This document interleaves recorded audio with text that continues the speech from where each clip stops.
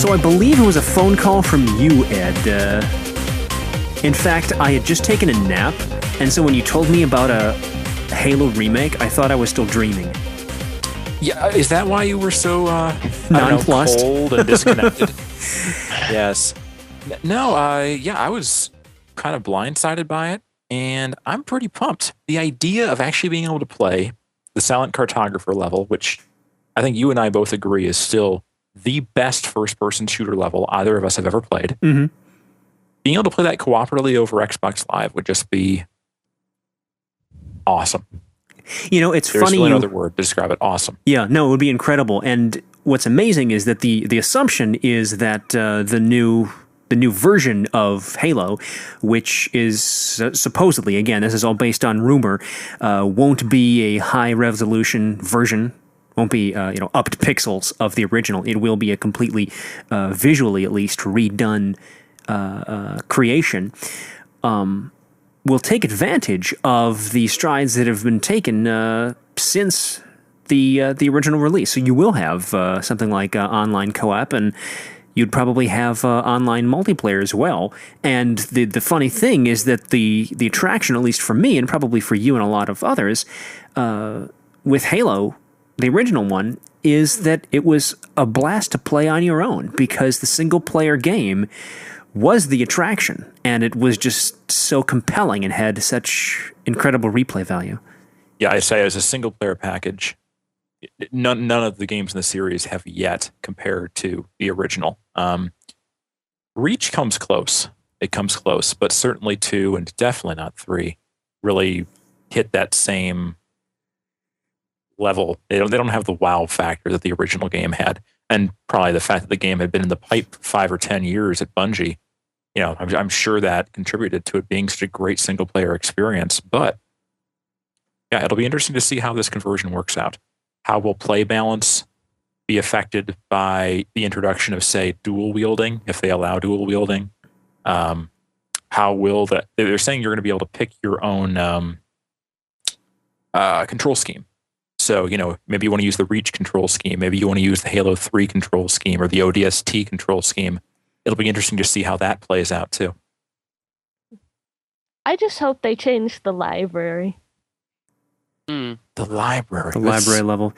Yeah, the floor after floor after floor of flood-infested zones. Oh, that stank. Complete with the sub-chapter called "Don't Worry, There's Even More."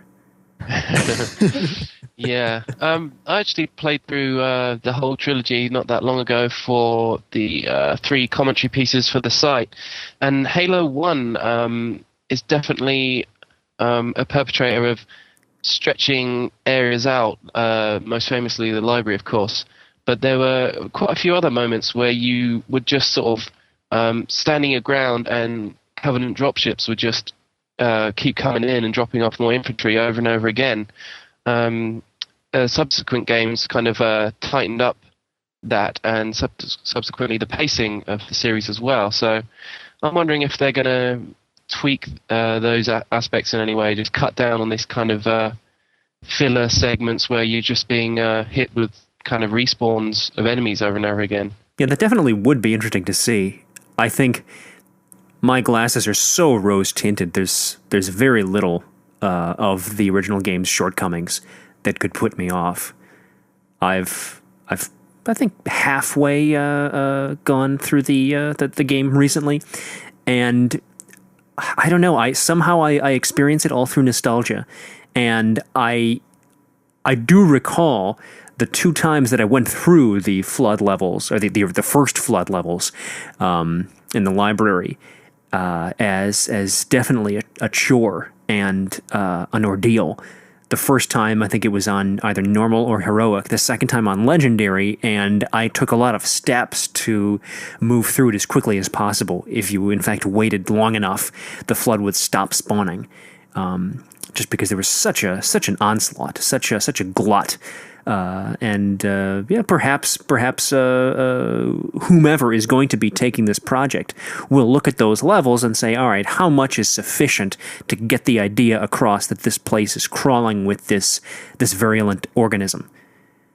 how much is necessary to convey this sense of being overwhelmed without it becoming simply this mass of animated bodies that Master Chief simply has to plow through. And I think that's going to be determined by, is the developer remaking the game, or are they remaking the game? You know, reimagining. Yeah, and I'm doubtful that, I can't remember who the developer is. I just know they're in New Jersey. Saber Interactive. 343? I'm sorry, 343? No, it's going to be Saber Interactive. The company Saber, behind Time yeah, Shift. okay. Saber, okay. Yeah, which is kind of two things out of left field in the announcement about this. Yeah, is that it's not 343 who are supposed to be shepherding the Halo series after Bungie have kind of left it behind. And they're also not using the Halo Reach engine, which we think would be a given. They're going to be using a new one for this game. So it's interesting decision there. It is. It's very interesting. And I haven't gotten a clear-cut answer just reading various articles whether 343 is still kind of there as a publisher. Probably. Or what the case is. But yeah, I recall now Saber was the developer on this, and they're kind of an unknown, at least to me. But hey, we'll see how it works out. I can't see Microsoft allowing, a piss-poor remake of Halo to hit store shelves. So I'm sure progress is already being made. The game looks pretty good. And hopefully it feels authentic. Because yes, exactly. When you're talking about unknowns, will people say, it lacks that charm of the original? There was something nice about the what we would call clunkiness in any other game. There's just something about it. Will that be lost? The je ne sais quoi.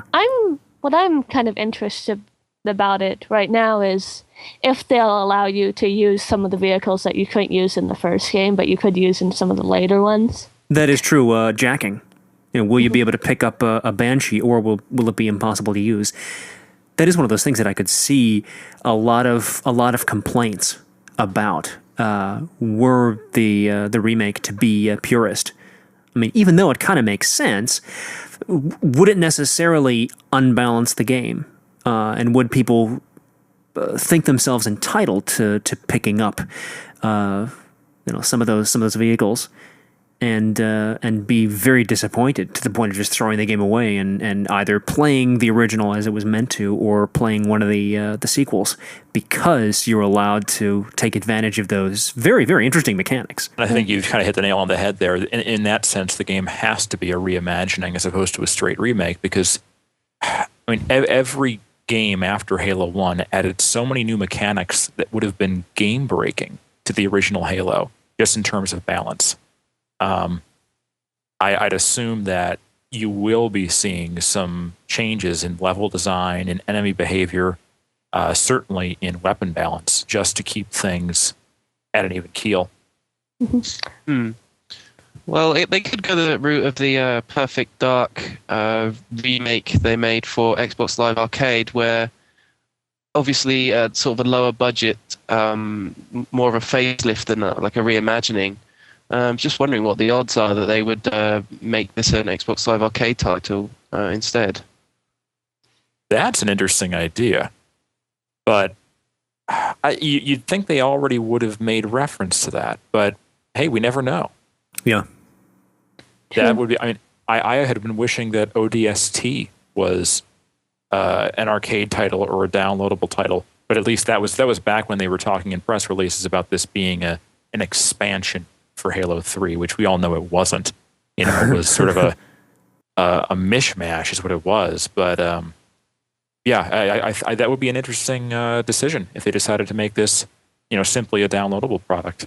And to the extent that this is as much an act of historical preservation as it is an act of capitalization of an asset, Microsoft will do whatever is most profitable, I think. They would save themselves quite a bit of development cost if they went the Perfect Dark route, though. I mean, yeah, it was literally a facelift, and yeah, it pretty much preserved everything other than upgrading textures and adding like Xbox Live support. So I think if they did want to make it sort of a preservation piece, they would it makes sense to go that way with it. But we'll see, I guess. Yeah, and certainly information will be coming down the pike as we approach the perceived release date.